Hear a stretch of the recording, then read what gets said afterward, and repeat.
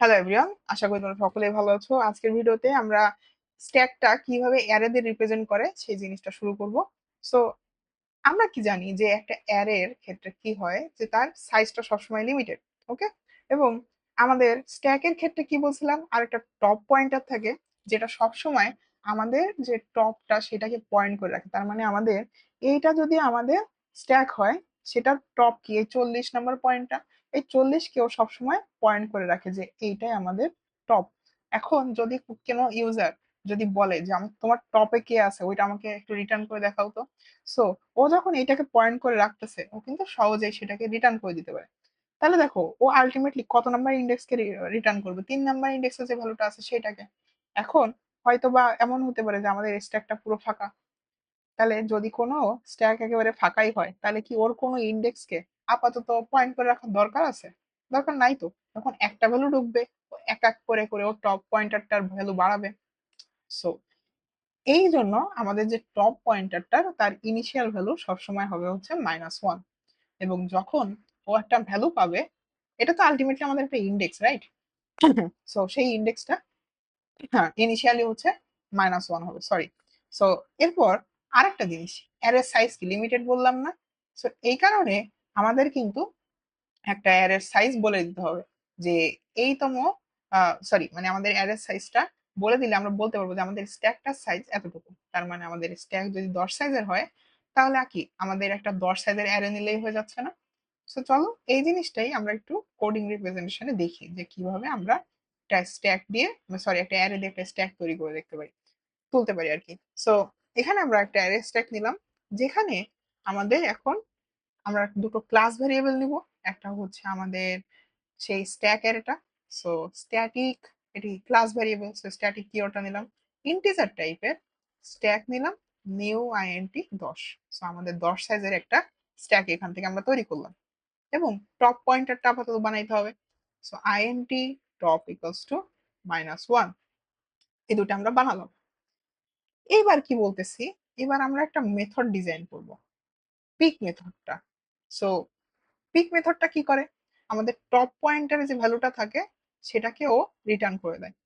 So এখন দেখো, আমরা যদি মেথডটা লিখতে চাই, পাবলিক স্ট্যাটিক রিটার্ন করবে কি ইন্টিজার টাইপের ভ্যালু, টপ পয়েন্টে যে থাকবে তাকে জাস্ট বের করবে না, তাকে জাস্ট রিটার্ন করবে দেখার জন্য। সো এখানে আমাদের ইন্টিজার টাইপের ভ্যালু রিটার্ন করবে, জাস্ট আপাতত এইটুকু বুঝবো। সো এখানে আমাদের পরে আমরা একটা স্ট্যাক মানে জাস্ট আপাতত হচ্ছে পিক নাম দিলাম। এবং প্যারামিটার হিসেবে আমাদের কিন্তু কিছুই নেওয়ার দরকার নেই, কারণ আমরা এখানে ক্লাস মেথডের মানে এখানে যে ক্লাস ভ্যারিয়েবল গুলো সেগুলো ইউজ করছি, so যে কোনো মেথডের ভিতর থেকে কিন্তু এটাকে আমরা অ্যাক্সেস করতে পারবো। এবার আমাদের এখানে একটা জিনিস চেক করতে হবে যে আমাদের টপ কি এখন -1, তাহলে তো আমাদের স্ট্যাকটা আপাতত ফাঁকা। সো এখানে আমরা একটা কন্ডিশন দেবো, ইফ আমাদের টপ ইকুয়ালস টু -1, তাহলে আমরা কি এখানে একটা প্রিন্ট করতে পারি না, system dot out dot print line stack underflow. তার মানে কি আমাদের স্ট্যাক আপাতত কিছুই নাই, স্ট্যাকটা আন্ডারফ্লো হচ্ছে। ওকে, সো রিটার্ন আমরা এখানে -99 আপাতত বলে দিতে পারি, ঠিক আছে? যে কোনো কিছু নাই, সো -99 আমরা জাস্ট এটা পিক মেথড যেটা, আমরা কোনো কিছু রিটার্ন না করি, আমরা জাস্ট হচ্ছে প্রিন্ট করি, ঠিক আছে? সো এরপরে এলসে গিয়ে তার মানে আমাদের ওইটা কোনো না কোনো ভ্যালু আছেই। তাহলে আমরা কি এখানে স্ট্যাক অফ যে টপ পয়েন্টে যে ভ্যালুটা সেটাই কি, টপটা কি আমাদের আলটিমেটলি আমাদের ইন্ডেক্স না? সো এই জিনিসটাই তো আমরা প্রিন্ট করে দেখাইতে পারি না? সো আমরা যদি এই লাইনটা নিচে নিয়ে আসি, এখানে আমাদের আন্ডারফ্লোর, এখানে আমরা এটা দিয়ে দিব। ওকে, সো এটা আমি একটু করলাম। এইবার আমরা যদি এটা প্রিন্ট করি, প্রিন্ট করতে চাওয়ার আগে আমরা হচ্ছে একটু কাজ করি। আমরা এই স্ট্যাকের ভিতরে কয়েকটা ভ্যালু ঢুকাই নিব।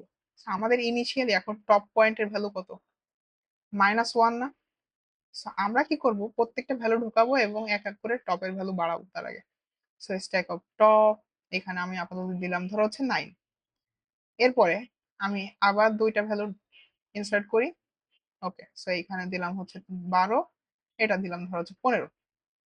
সো এখন আমাদের টপের ভ্যালু কত, এখানে 1 বাড়াইছি, তাহলে -1 থেকে এখন 0 হইছে।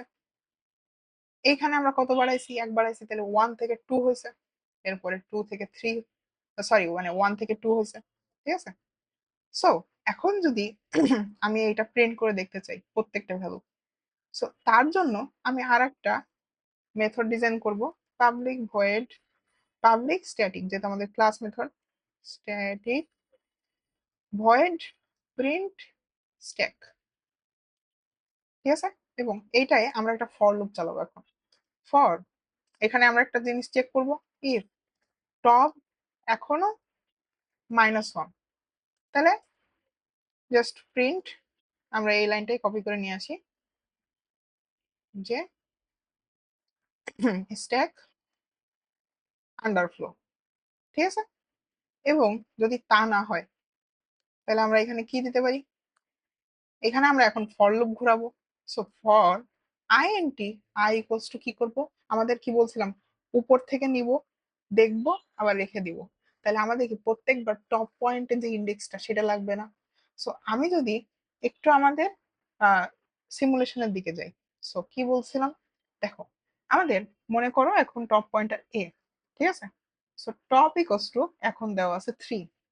সো 3টাকে প্রিন্ট করলাম, 3 দেখা হয়ে গেল 2, তাহলে হচ্ছে আমাদের 3 এর জন্য 40 আসবে, 2 এর জন্য 30 আসবে, এরপরে 1 কমালাম, তাহলে 20 আসলো, এরপর 0 হয়ে গেল, তারপরে 10 দেখালো, এরপরে -1 হয়ে গেল।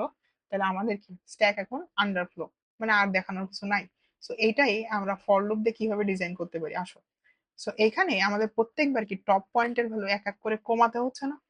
So I equals to top দিলাম, এবং যতক্ষণ না এটা 0 ইকুয়ালস হচ্ছে ততক্ষণ পর্যন্ত কি আমাদের আই এক এক করে কমাবো না? টপ পয়েন্টারটা কি কমাবো না? নিচের দিকে দেখা হয়ে যাচ্ছে, উপর থেকে কমাবো, আবার দেখা হয়ে যাচ্ছে কমাবো, এইভাবে কি নিচের দিকে নামবো। সো এরপরে আমরা এখান থেকে আমাদের কিন্তু আর প্রিন্ট করার দরকার নাই। এখানে দেখো একটা পিক মেথড আছে না আমাদের? সো এই পিক মেথডটা এখান থেকে যদি জাস্ট আমরা কল করি, এবং এইখানে কল দিলেই কিন্তু আমাদের এইখানে আমাদের প্রত্যেকবার কি আই এর ভ্যালু পাঠিয়ে দিতে হতো না? এখানে তো আমরা টপ অ্যাক্সেস করছিলাম, রাইট? সো এই পিক মেথডে এবার আমরা একটু ভ্যারিয়েশন আনবো। আগের মেথডটা কি হতো, যে আমাদের পিক মেথডটা যদি কল করতাম এবং এইখানে আমাদের ইনিশিয়ালি মানে বর্তমানে টপের ভ্যালু যাই থাকতো না কেন, সেটা দিয়ে কিন্তু আমাদের প্রিন্ট করে দিত। সো আমরা এখন কি করতেছি, একটা প্যারামিটার দিয়ে আই পাঠিয়ে দিচ্ছি, এবং এখানে আমাদের সেই আইটা বলে দিচ্ছি। ওকে, এখন আমরা সেই টপ ভ্যালুটা আর কি ইউজ করতেছি না, প্রত্যেকবার আই এর ভ্যালু যা আসবে সেটা দিয়েই ইন্ডেক্সিংটা চেক করবে, এবং যদি ভ্যালুটা থাকে, যদি আমাদের আহ যদি ওই টপ পয়েন্টারটা ভ্যালিড হয়, তাহলে কিন্তু ও পিক করে আমাদের এখান থেকে শো করবে। সো আসো এই জিনিসটা আমরা এখন একটু যদি প্রিন্ট করে দেখতে চাই, তাহলে কি আসে। সো আমি প্রিন্ট দিলাম, আমাদের এবার কি আসবে, আমাদের, ও আমাদের তো মেথডটা কল করা হয় নাই, সরি। প্রিন্ট স্ট্যাক এই মেথডটা আমি এবার এখান থেকে কল করি, কল করলাম, দেখো কি আসে। সো কল করার পরে এখানে আমাদের আসলো কিন্তু 15, 12, 9, তার মানে আমাদের টপ পয়েন্ট থেকে প্রত্যেকটা শো করতেছে। তোমাদের মনে হইতে পারতো না যে আগে 9 ঢুকছে, তাহলে 9 কই গেল?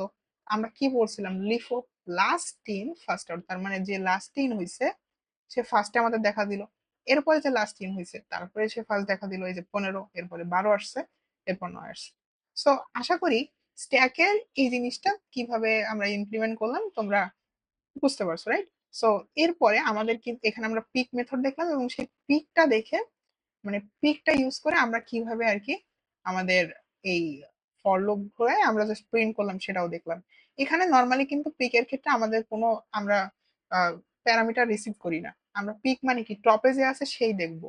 বাট জাস্ট আমাদের এই ফর লুপটার ক্ষেত্রে এই দেখার সুবিধাতে আমরা হচ্ছে আপাতত টপটা চেঞ্জ করে এখানে একটা প্যারামিটার রিসিভ করছি, নাহলে কিন্তু আমরা এখানে জাস্ট সিম্পলি এখানে ওই system dot out dot print line দিয়ে আমরা কিন্তু এখানে প্রত্যেকবার স্ট্যাকের ওই যে ইন্ডেক্সিংটা করি, লাইক এরকম ভাবে আমরা কিন্তু প্রত্যেকবার দেখতে পাইতাম, রাইট? সো আশা করি আমরা কিভাবে অ্যারের ইমপ্লিমেন্টেশনটা করব এবং কিভাবে আমরা হচ্ছে ট্রাভার্সালটা করতে পারি তোমরা এই ভিডিওর মাধ্যমে বুঝতে পারছো। পরবর্তী ভিডিওতে আমরা হচ্ছে স্ট্যাকের পপ এবং পুশ অপারেশনটা দেখবো, যে কিভাবে আমরা অ্যারে থেকে একটা ভ্যালু পুশ এবং পপ করতে পারি। ততক্ষণ পর্যন্ত সবাই ভালো থাকো।